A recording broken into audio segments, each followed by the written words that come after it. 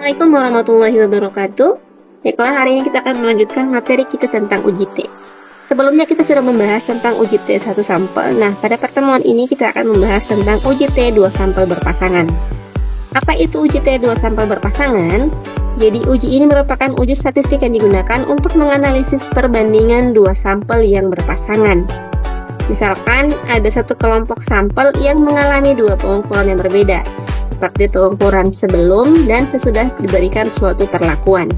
Nah, persyaratannya sama dengan persyaratan UJT pada umumnya, yakni datanya harus berbentuk interval atau rasio, dan datanya harus berdistribusi normal. Jadi kalau tidak berdistribusi normal, maka tidak boleh menggunakan UJT. Ini merupakan contoh kasus dalam bidang pendidikan. Misalkan yang pertama adalah sebuah sekolah ingin mengetahui apakah program bimbingan belajar yang diadakan selama 1 semester mampu meningkatkan nilai matematika siswa kelas 10. Kemudian diambil 30 siswa untuk diukur nilai matematikanya sebelum program atau disebut pretest dan setelah program diberikan atau posttest. Jadi ada istilah sebelum dan sesudah ya. Kemudian yang kedua, seorang guru ingin mengetahui apakah penggunaan media pembelajaran digital dapat meningkatkan pemahaman siswa terhadap konsep IPA. Sebanyak 25 siswa diberikan tes pemahaman konsep digital, konsep sebelum dan sesudah menggunakan media pembelajaran digital. Jadi yang perlu saya tekankan sekali lagi bahwa ketika kalian menemukan kasus yang di dalamnya ada pengukuran sebelum dan sesudah atau pretest dan posttest, maka pasti itu menggunakan UJT 2 sampel berpasangan.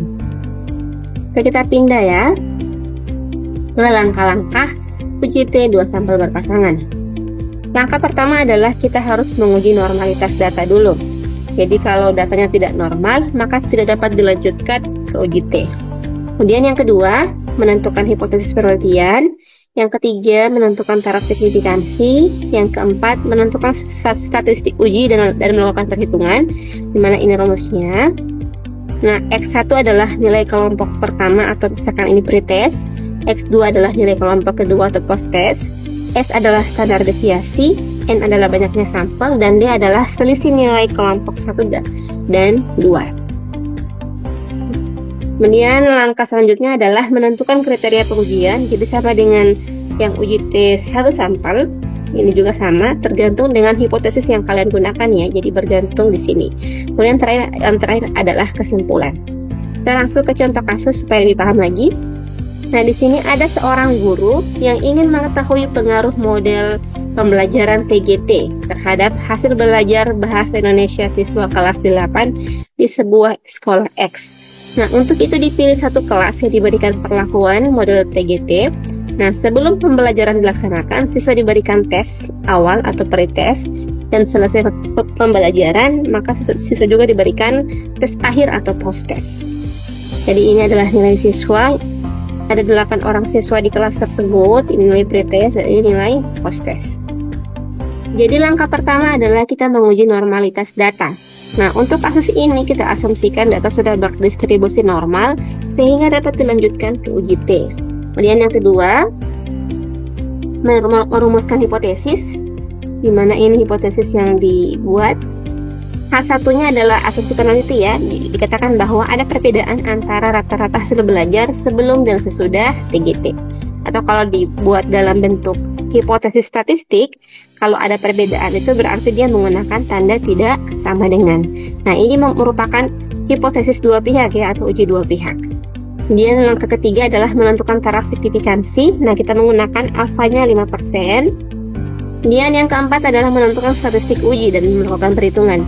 Karena tadi di kasusnya ada istilah pretest sama posttest, maka pasti ini menggunakan UJT 2 sampel berpasangan. Nah, ini rumusnya. Kita butuh nilai D, N, dan S. Nah, untuk D ini kita butuh tabel bantu ya. Ini nilai ini tabelnya. Pretest itu X1, posttest itu X2. D adalah selisih dari pretest dan posttest. Nah, ini selisih berarti kurang ya. Ini dikurang 65 kurang 75 sama dengan minus 10. 75 kurang 75 sama dengan 0 dan seterusnya. Kemudian kolom D kuadrat itu berarti kolom D dikuadratkan Nah ini minus 10 dikuadratkan dapat 100, 0 kuadrat dapat 0, minus 10 kuadrat dapat 100 dan seterusnya. Ini dijumlahkan ya, karena kita butuhkan jumlah dari D. Jumlah D kuadrat. Ini jumlahnya minus 102 dan jumlah D kuadratnya adalah 1670. Dan tinggal dimasukkan di rumus S. Nah ini seper N kurang 1, N-nya 8 kurang 1, kemudian sigma D kuadratnya adalah 1670, sigma D dipangkatkan 2 itu berarti yang ini minus 102 pangkat 2 per N 8. Dan seterusnya diperoleh S-nya adalah 7,26. Kemudian kita tinggal masukkan di rumus ya. S-nya dapat 7,26, N-nya 8, dan sigma D-nya adalah minus 102. Tinggal dimasukkan di sini. Nah, diperoleh nilai T hitung adalah minus 4,96. Nah, sekarang kita menentukan kriteria pengujian ya. Karena dia menggunakan hipotesis dua pihak, maka kriteria penolakan Hanol adalah ini. Harga mutlak dari T hitung lebih dari T tabel, maka tolak Hanol. Nah, T tabelnya itu adalah 2,145. Kemudian T hitungnya kan dapat minus 4,96. Karena dia di harga mutlak kan, dapat jadi positif 4,96.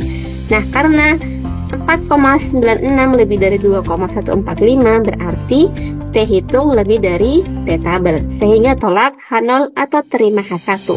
Nah, karena terima H1, maka kesimpulannya adalah H1. Atau ada perbedaan antara rata-rata hasil belajar sebelum dan sesudah TGT. Sampai sini paham?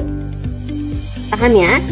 Ya baiklah, demikianlah penjelasan saya tentang uji T2 sampel berpasangan. Nanti kita akan lanjutkan kembali dengan materi uji T2 sampel bebas. Terima kasih. Wassalamualaikum warahmatullahi wabarakatuh.